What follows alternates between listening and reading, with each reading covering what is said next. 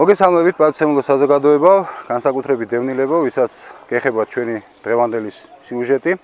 კვლავ მშვიდობის ლეგიონი ფენიქსი, კვლავ ლაზარე და კვლავ საქმენი საგმირონი ტოლთა და განსახლების სამინისტროს ყოფილი ხელმძღვანელობისა. ამჯერად ჩვენ ვიმყოფებით ვაზიანის სამხედრო დასახლებაში, სადაც არსებული დოკუმენტაციის თანახმად დევნილთა სამინისტროს უნდა აეშენებია, უნდა გაერემონტებია ორი საცხოვრებელი კორპუსი, კორპუსი ნომერი 2 და კორპუსი ნომერი 3.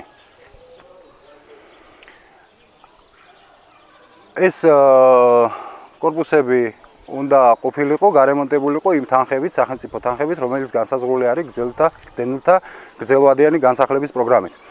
როგორც წესი და რიგია, სამინისტროს მიერ 2013 წლის 20 აგვისტოს გამოცხადდა ტენდერი აღნიშნული სამუშაოების ჩასატარებლად და უკვე 10 სექტემბერს გამოვლენილი იქნა გამარჯვებული ჩვენთვის უკვე კარგად ნაცნობი კომპანია MBG. ჩვენთვის კარგად ნაცნობი ჩვენი წინა სიუჟეტებიდან, ანუ ამ კომპანიისვე გაკეთებული არის ერთი ობიექტი გორში, ცხინვალის გზატკეცილზე, რომელიც ჩამოინგრა და მეორე ქუთაისში აისის ყოფილი შენობა ნიკეას ქუჩაზე.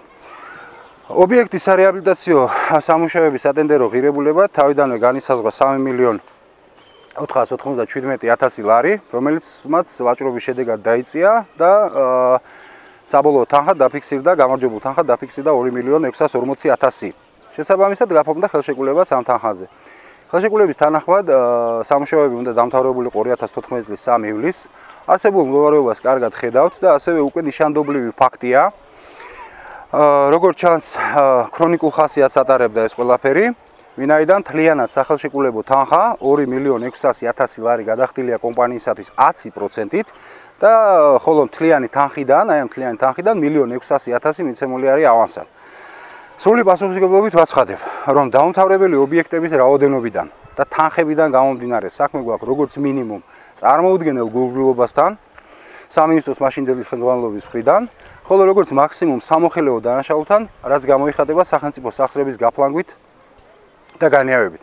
ჩვენ აუცილებლად დავინტერესდებით, რა რეაგირება მოჰყვა ან მოჰყვება ამ ფაქტებს სამართალდამცავთა მხრიდან და აგრეთვე გავაგრძელებთ როგორც შენობების, ასევე დახარჯული თანხების მონიტორინგის შემდეგშიც. ასევე გვინდა გაცნობოთ, რომ უახლოეს ხანებში მშვიდობის ლეგიონი პარტნიორ ორგანიზაციებთან ერთად გეგმავს ბრიფინგის ჩატარებას, სადაც დეტალურად იქნება განხილული უკვე დოკუმენტაციისა და ფაქტობრივი მასალის მიხედვით ამ თანხებისა და ამ შენობების მდგომარეობისა და იმის მიხედვით თუ რატო გვაქვს დღევანდელი ეს მდგომარეობა და ვისი ბრალია, ვისი დანაშაული არის ეს რაც ხდება.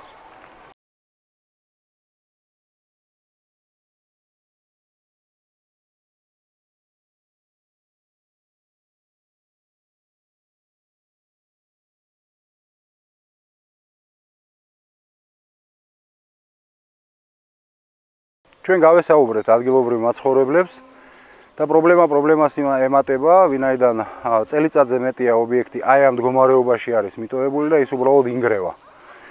ადგილობრივი მაცხოვრებლები ამბობენ, რომ მათ ეშინიათ ბავშვების გამოსვლა გარეთ, იმიტომ რომ ბავშვები შედიან მშენებლობაზე, მშენებლობა დაცული არ არის. და გამომდინარე აქედან ის უკვე საფრთხეს უქმნის ადგილობრივ მოსახლეობას. გარდა ამისა, ობიექტზე, როგორც ამბობენ, აი ამ რამოდენიმე ობიექტზე დასაქმებული იყო ადგილობრივი მაცხოვრებლები, რომლებსაც ხელფასები, ის ნამუშევარი ხელფასები, რომლებიც მათთვის კომპანიას უნდა გადაეხადა, დღემდე არ აქვთ აღებული. გარდა ამ ორი ობიექტისა, ჩვენ კიდევ დავინახეთ, შევამჩნიეთ აქ 3-4 ობიექტი, რომელიც ასევე მიტოვებულია, თითქოს დამთავრებული შტაბ-ეჭდილებას ტოვებს, მაგრამ იქ დევნილები არ ცხოვრობენ. ჩვენ შევეცდებით შემდგომ სიუჟეტებში უკვე მოვიპოვოთ მასალა, რა თანხებია დახარჯული, ვისი გარემონტებულია და რა სიტუაციაა ამათთან დაკავშირებით და როდის აპირებს სამინისტრო იმ ობიექტების ჩაბარებას.